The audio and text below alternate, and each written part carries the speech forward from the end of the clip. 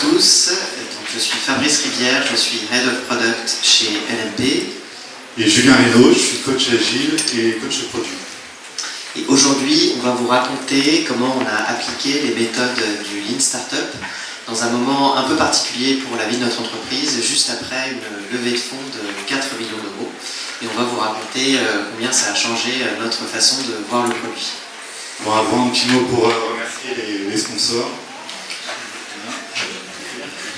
Vous pouvez y aller. Alors, avant de commencer, il faut que je vous présente un petit peu ce que fait notre boîte. Donc, LMP, ou Liégé Muller Pons, est une entreprise de technologie qui développe des outils pour comprendre et convaincre l'opinion à un niveau local. En fait, on s'est lancé dans le secteur des campagnes électorales il y a 6 ans. Et ce qu'on fait, c'est qu'on fait des analyses électorales basées sur le big data et on propose un logiciel qui permet de faciliter l'organisation concrète de la campagne. Donc on peut visualiser les données du territoire et les analyses qu'on fait, on peut organiser les actions de campagne comme le porte-à-porte, on peut maintenir la relation avec ses militants. Et pour vous donner un ordre de grandeur, on a travaillé sur à peu près 1000 campagnes en Europe. Et au cours des élections en 2017, on a travaillé avec 2 candidats à la présidentielle et plusieurs centaines de candidats aux législatives. Alors, on s'est diversifié ensuite à d'autres secteurs. D'abord, les partis politiques et les élus en dehors des campagnes électorales, les organisations syndicales et les entreprises privées. Vous allez voir que c'est un peu beaucoup de choses. Pour les entreprises privées, en fait, on travaille avec des porteurs de projets d'infrastructures locaux.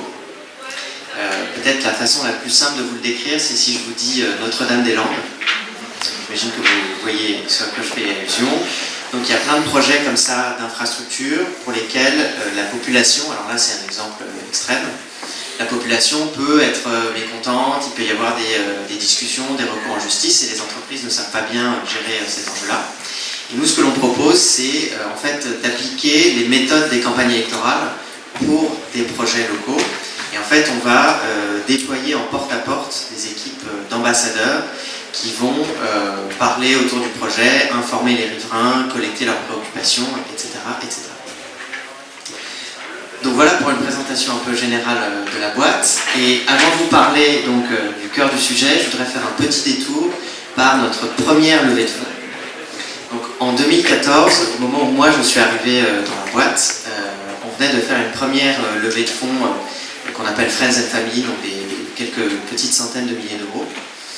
Et en fait, on a fait cette levée de fonds pour développer le logiciel de nos rêves. Donc pour vous donner un petit peu de contexte, mes patrons, donc Guillaume Liégé, Arthur Muller et Vincent Pons, ils se sont rencontrés aux États-Unis en 2008, au moment de la campagne de Barack Obama. Et c'est en étant simples volontaires sur la campagne qu'ils se sont rencontrés et qu'ils sont tombés un peu amoureux des campagnes électorales. Et donc ils ont en tête les campagnes américaines ultra-modernes avec beaucoup d'outils numériques, etc., etc. Et du coup, après 2 bonnes premières années, ils ont fait une levée de fonds et ils ont décidé de développer le logiciel de leurs rêves qui faisait exactement ce dont eux, ils auraient rêvé avoir en tant que responsable de campagne. Oui, j'ai oublié de dire, après leur expérience aux États-Unis, ils ont dirigé la campagne de porte-à-porte de François Hollande en 2012, et c'est à ce moment-là qu'ils se sont rendus compte qu'en fait, quand on était un professionnel des campagnes électorales, il n'y avait absolument aucun outil disponible sur le marché, et c'est comme ça qu'ils ont décidé de fonder la boîte. Donc en 2014, on fait cette levée de fonds, et du coup, c'est ça qui est drôle aussi, on applique ce qu'on pensait être les principes agiles à l'époque. Donc on fait une belle roadmap, on fonctionne en mode Scrum avec des sprints, on essaye de faire les choses bien. Et donc en 4 ou 6 mois, on sort le logiciel parfait pour faire des campagnes électorales, juste avant, à l'époque, les élections départementales du début 2015. Et puis là, en fait, c'est la catastrophe, puisqu'on n'a que quelques dizaines de clients seulement, et on se rend compte que notre produit ne correspond pas du tout aux besoins de l'utilisateur. Nous, on avait en tête des campagnes très modernes, avec des outils numériques assez développés, sur lesquels on peut vachement qualifier les contacts, etc., etc. Et en fait, nos clients à cette époque-là, ils n'avaient pas du tout besoin de ça, ils avaient besoin d'outils beaucoup plus basiques. Donc Donc ça s'est mal passé pour nous, puisqu'on a dû se séparer de collaborateurs et on a frôlé la faillite, quoi.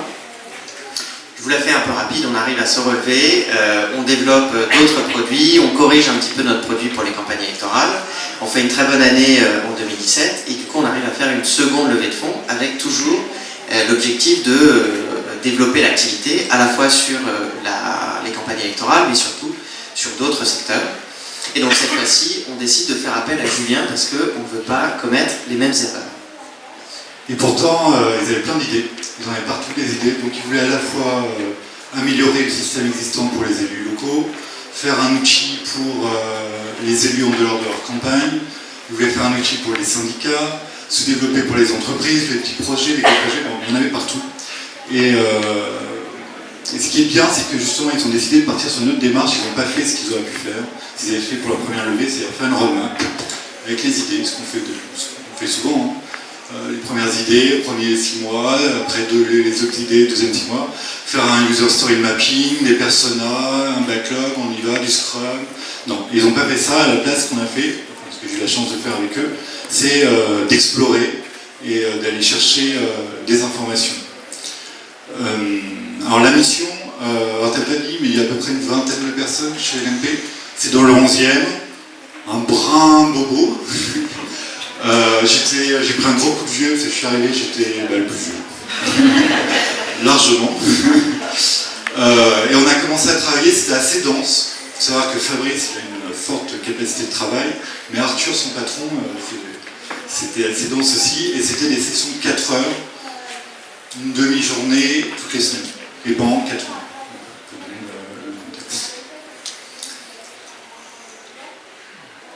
Alors plutôt que vous dérouler toute la méthodologie qu'on a suivie à ce moment-là, ce qui serait un peu long et un peu académique, on a décidé de se concentrer sur 3 messages, donc les 3 leçons principales qu'on tire de cette expérience. Se focaliser sur le problème, bannir les opinions et expérimenter vite et petit. On va vous expliquer ce qu'il y a derrière. Alors, c'est un programme, se focaliser sur le problème. Je pense qu'il y a beaucoup d'entre vous qui connaissent le Lean Canvas. Oui. Donc en gros, très rapidement, l'idée c'est en une feuille de décrire tout le produit qu'on veut construire, en passant par les cases problèmes, solutions, revenus, le coût, etc. Donc le premier truc que j'ai fait, c'est que j'ai demandé à Arthur et Fabrice pour chacune de leurs idées, de faire un petit Lean Canvas. Et on ne va pas, là aujourd'hui, vous parler toutes les cases, ce serait trop long, mais parler au moins d'une case qui est pour moi la plus intéressante et la plus importante, qui est la case problème. Et donc Fabrice et Arthur, au cours d'un premier atelier, on fait émerger un certain nombre de problèmes pour un produit. Donc là on est sur le produit pour les élus locaux. Donc le contexte est le suivant, nous nos clients ce sont des candidats en campagne électorale.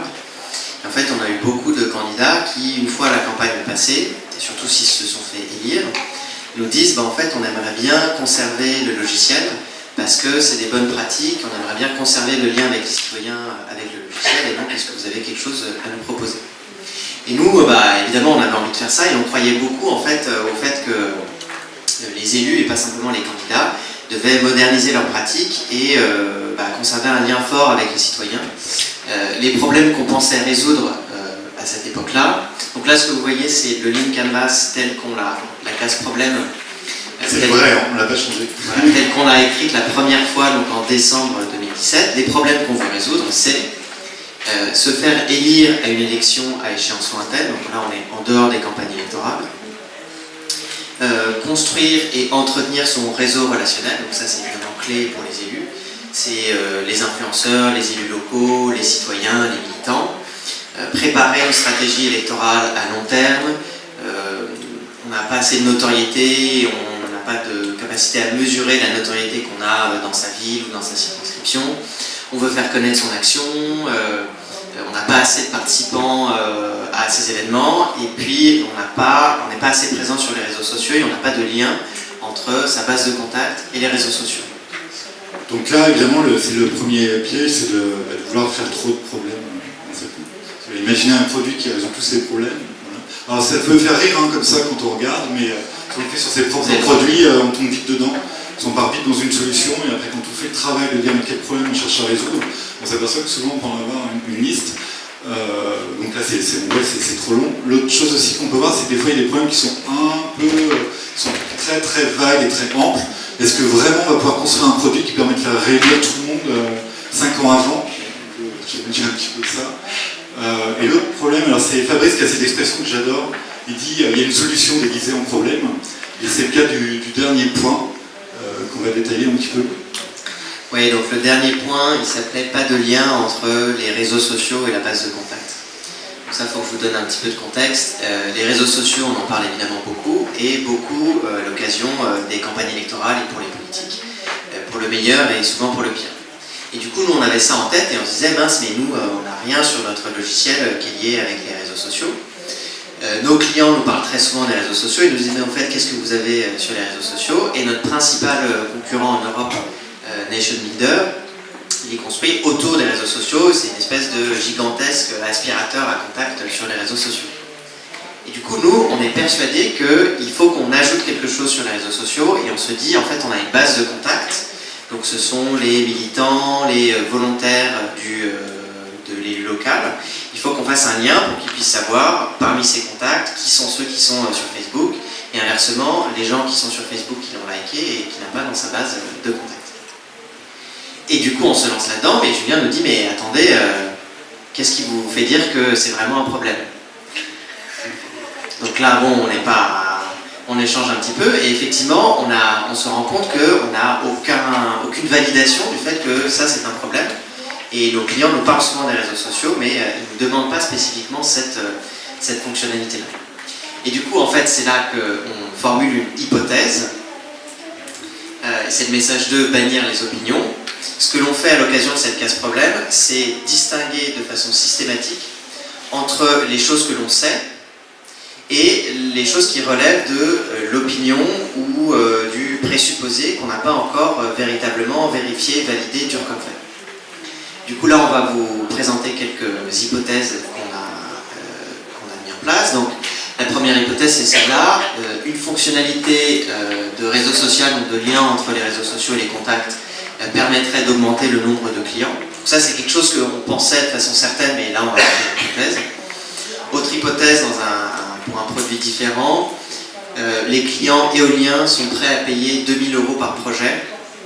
Alors ça, c'est un autre produit, c'est un produit de big data pour les porteurs de projets d'infrastructures locaux.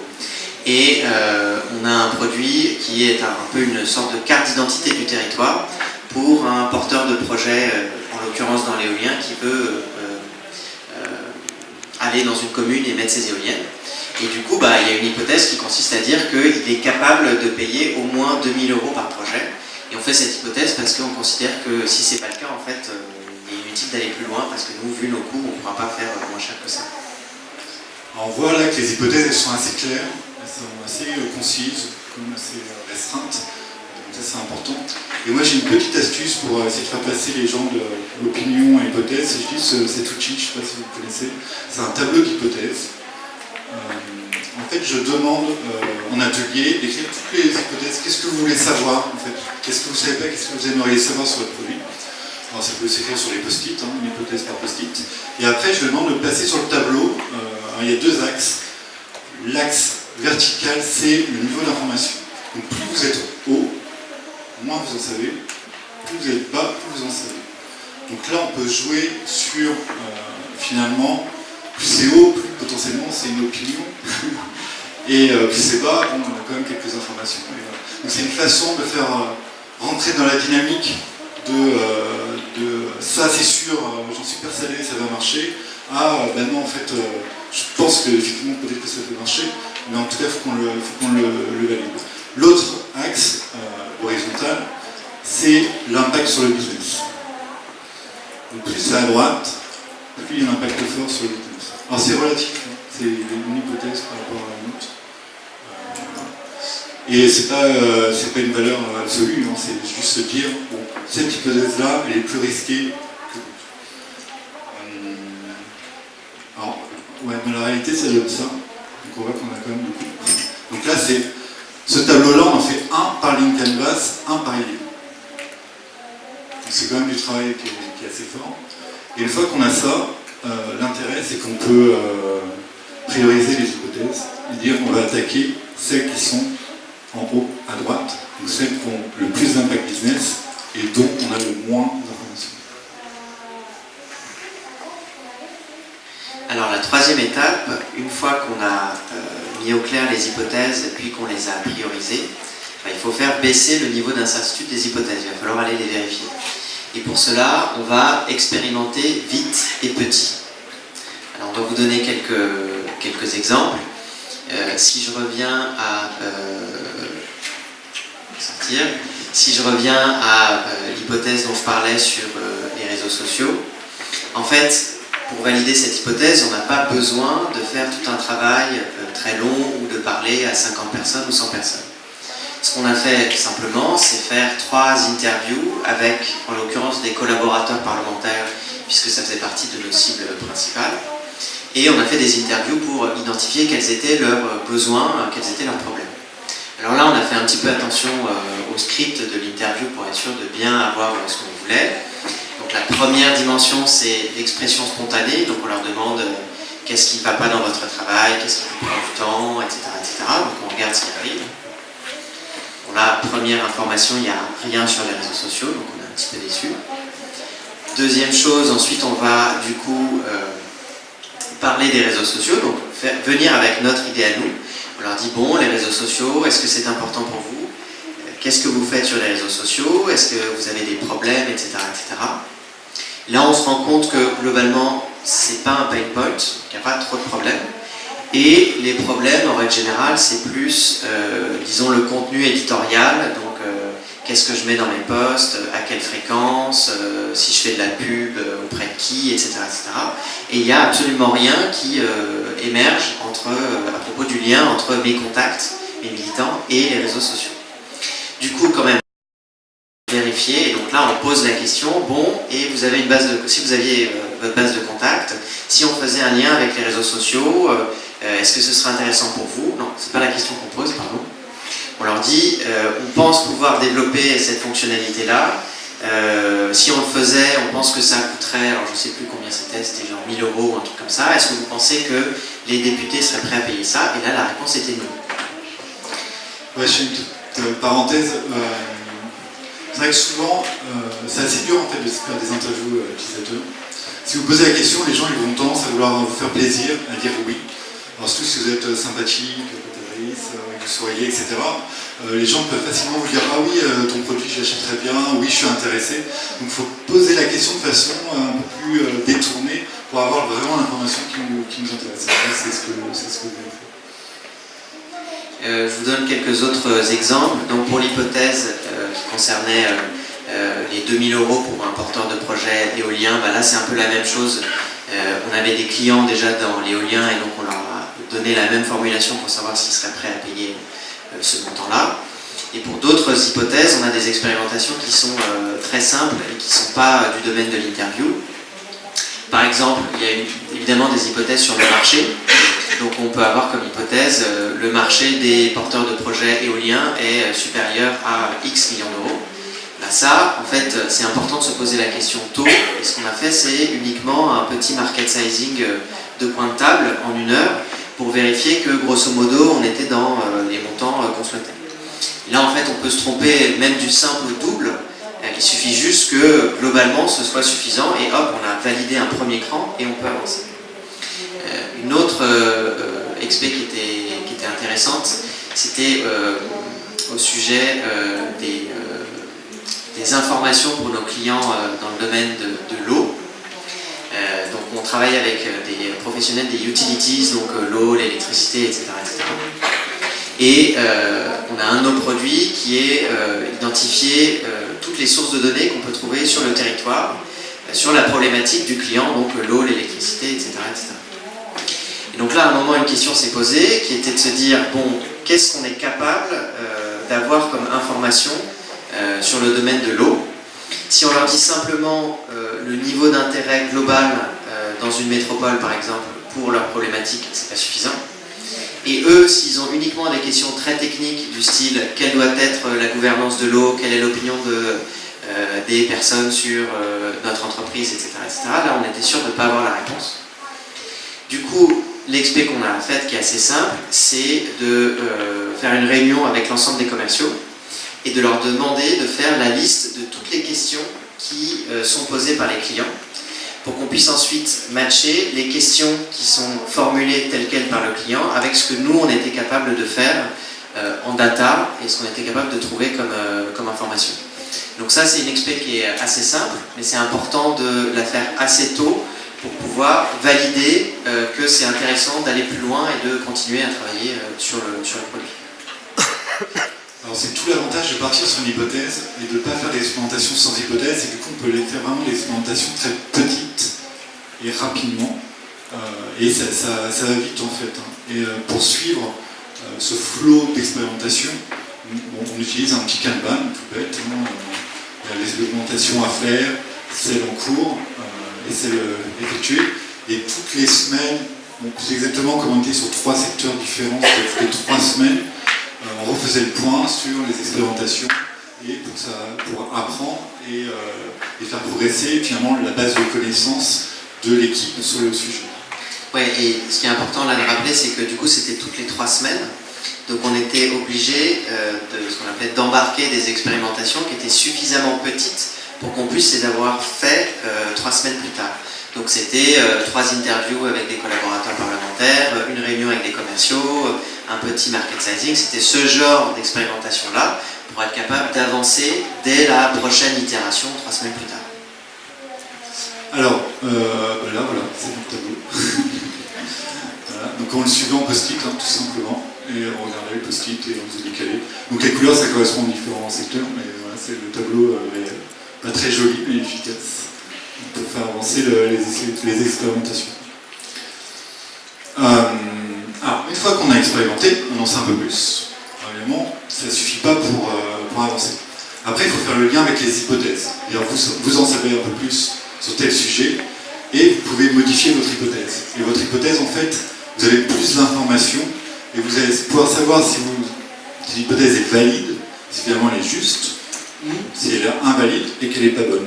Donc le petit jeu, on a mis paradis quand l'hypothèse est validée, donc youpi, super, en fait ce que je pensais être bon et bien vrai, ou l'enfer c'est bon, bah dommage, mais là je pensais que ça allait marcher, mais en fait ça colle pas, j'avais des opinions en fait, voilà, c'était juste une intuition, mais c'était pas bon. Donc toutes les semaines après le suivi des expérimentations, on mettait à jour ce bord d'hypothèse, vous avez baissé les hypothèses ou on les retirait une fois qu'elles étaient validées ou invalidées. Et du coup, on a une petite navette qui se passe. C'est-à-dire que c'est très dynamique. Il y a le Lean Canvas, donc au début il est très vague. Ça influence sur les hypothèses, sur le tableau d'hypothèses. Ça fait baisser les hypothèses, ça fait supprimer du tableau. Et ça s'agit des expérimentations qui font modifier le tableau d'hypothèse, qui modifient le Lean Canvas. Donc au fur et à mesure en fait, du temps, votre Lean Canvas il s'affine, que vous arrivez à mieux cerner à la fois le problème, mais aussi votre solution que vous pouvez développer. Alors où on en est aujourd'hui? Donc la mission de Julien s'est terminée il y a à peu près 6 mois. Et où on en est, en fait on est toujours là-dedans. Donc tous les vendredis, on continue à se réunir. Julien n'est plus là, mais il y a d'autres membres de l'équipe qui ont pris sa place. Et on suit exactement la même méthodologie. Et où on en est, en fait, là, on en est au stade du prototype. Donc notamment notre produit pour les entreprises privées, qui est complètement nouveau. Là, vous voyez quelques captures d'écran d'un prototype qu'on a vendu à l'un de nos clients, donc justement dans le domaine de l'eau, où je ne vais pas rentrer dans les détails, mais on est capable d'évaluer le niveau d'intérêt pour la problématique de l'eau dans une métropole, le comparer d'une métropole à l'autre et le qualifier, donc voir que l'intérêt pour l'eau est lié là aux inondations, ailleurs au prix de l'eau, à un autre moment à l'environnement ou à la pollution, etc., etc. On en est au stade du prototype, donc à ce stade on n'a toujours pas de produit, on n'a pas encore lancé le développement d'un logiciel, mais on est beaucoup plus serein et sûr des clients et des problématiques qu'on va résoudre. Et on est en train là d'affiner et de préciser le Lean Canvas directement avec des clients qui ont acheté nos prestations. Oui, le prototype, vous l'avez vendu. C'est pas un prototype comme ça, juste il y a des clients qui l'ont acheté, qui ont été prêts à payer pour faire le prototype. Je passe à la salle suivante. Alors, les enseignements qu'on tire de cette expérience-là. Alors, les enseignements, c'est que de façon générale, on est beaucoup plus serein et tranquille avec les décisions qu'on prend, que du coup, on peut prendre des décisions plus fortes. Pour certains produits, comme pour le produit pour les entreprises privées, en fait, les hypothèses la plupart des hypothèses ont été validées, à la fois marché, besoin, solution, etc., etc. Et du coup, en fait, on a décidé d'accélérer le développement et de recruter plusieurs data scientists supplémentaires pour aller plus vite et plus loin. Malheureusement, pour d'autres produits, comme le produit dont je vous parlais au début pour les élus locaux, là c'est un peu l'inverse. Parfois il y a des hypothèses qui marchent bien, d'autres fois il y a des hypothèses qui sont moins validées. Et du coup, là, en l'occurrence, c'est un produit qu'on a décidé de mettre en pause, tout simplement parce qu'on n'a pas suffisamment de validation à la fois sur le besoin et sur la solution. Et du coup, on ne travaille plus de façon régulière sur ce produit-là. Alors là, c'est assez drôle parce que pour Fabrice, c'est pas une bonne nouvelle. Il n'est pas content, il présente ça comme quelque chose de négatif. Alors que pour moi, je suis hyper content parce qu'en fait, je me dis, voilà, ils ont évité de développer tout un tas de choses qui auraient servi à rien. Parce que l'idée était soit pas bonne ou pas mûre, en tout cas pour l'instant. Donc ça, à chaque fois, c'est drôle, même pour dire les choses, quand on se dit qu'est-ce qu'on veut présenter comme chose là aujourd'hui.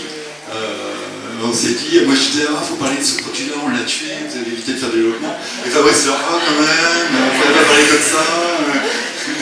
Voilà, mais pour moi c'est vraiment là, c'est-à-dire que le but c'est finalement c'est de s'enlever toutes les idées qui sont juste des fausses bonnes idées, mais c'est pas grave, c'est ça le type de l'entreprise, l'entrepreneur, pour pouvoir se focaliser sur celles qui commencent à prendre, qui commencent à marcher et consacrer beaucoup plus de temps, vraiment que ça tienne.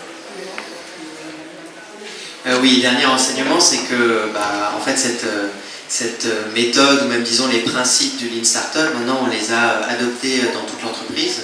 Donc non seulement on continue à piloter nos produits, nos idées de produits de cette façon-là, mais on pilote aussi nos produits existants, donc le logiciel pour les campagnes électorales. On a toute la méthode du Lean Canvas et des expérimentations. Et même de façon générale dans la boîte, on raisonne maintenant vachement en termes d'hypothèses et d'expérimentation. Donc assez souvent dans nos discussions, on dit « Ah mais est-ce que tu es sûr ? Non, c'est une hypothèse, il faut trouver une expé, etc. etc. » C'est vraiment quelque chose qui a infusé dans toute l'entreprise. Comme on a un peu de temps, Fabrice, je pense qu'on peut... Qu'est-ce qu'on a appris ? Qu'est-ce qu'on ferait différemment ? Qu'est-ce qu'on pourrait faire différemment ? Je pense que les hypothèses, ça peut être très chronophage. Donc il faut faire attention aussi à ne pas être trop fin ou trop... plus royaliste que le roi, il doit avoir trop d'hypothèses. Bon, il y a un moment donné, il faut aussi passer son dev, il y a cette question-là qui est importante. Et on a aussi eu tout un sujet de l'équipe, on était parti à fond, vous deux, et puis avec mon aide, et puis de comment on raccroche le reste de l'entreprise. Parce que finalement, quand on tire le produit, on tire beaucoup de choses, quand on tire à la fois le développement, mais aussi le business, finalement, ça concerne toute l'entreprise. Oui, il y a une difficulté, c'est que là, toute cette méthode-là, on l'a fait un petit peu en chambre, en tout cas une petite équipe. Et alors qu'en fait, on a besoin des autres membres de l'équipe, à la fois parce qu'on a besoin de leurs informations, de leurs avis, et aussi parce qu'on a besoin aussi d'eux pour expérimenter. C'est eux qui vont nous donner l'information.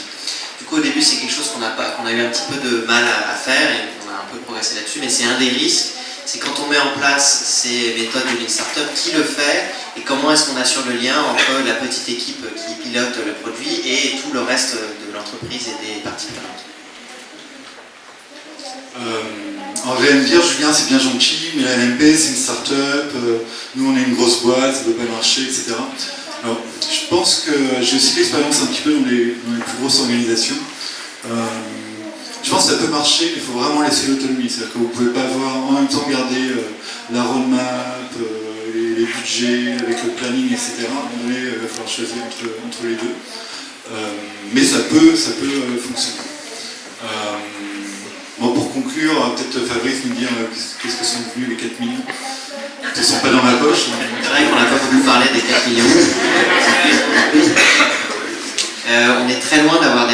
4 millions encore.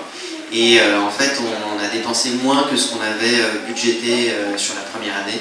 Je pense que c'est notamment dû au Lean Startup et au fait qu'en fait, on va moins vite sur les idées qu'on avait au départ.